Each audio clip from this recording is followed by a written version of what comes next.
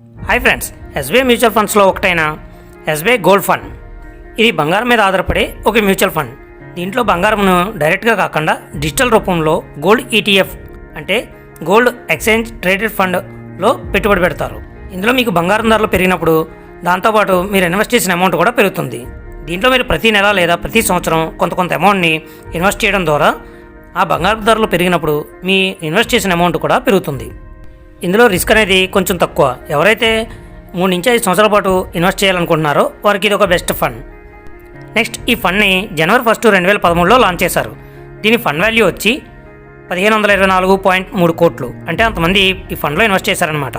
దీని ఎన్ఏవి వచ్చి 45.9గా ఉంది.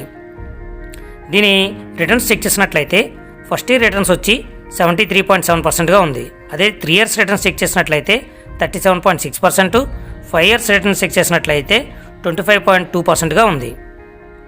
ఇందులో మనం లంసో రూపంలో అమౌంట్ ఇన్వెస్ట్ చేయాలంటే మినిమం 5,000, అదే సిప్ రూపంలో అమౌంట్ ఇన్వెస్ట్ చేయాలంటే మినిమం 500 రూపాయలు చొప్పున మనం ఇన్వెస్ట్ చేయవలసి ఉంటుంది. దీంట్లో లాకింగ్ పీరియడ్ అనేది ఏమీ లేదు. మన అమౌంట్ని ఎప్పుడన్నా ఇన్వెస్ట్ చేయొచ్చు, ఎప్పుడన్నా విత్డ్రా చేసుకోవచ్చు.